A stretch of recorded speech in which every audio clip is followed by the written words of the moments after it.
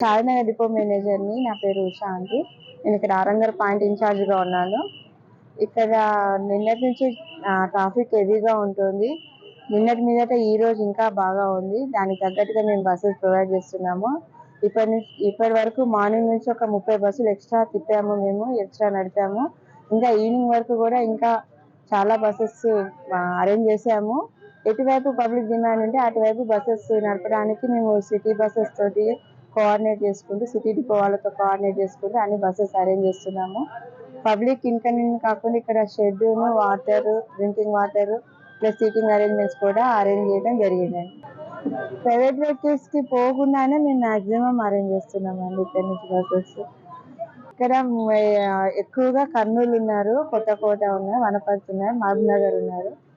ఎక్కువ ట్రాఫిక్ ఈ సెక్టర్ లోనే ఎక్కువగా కనబడుతుంది.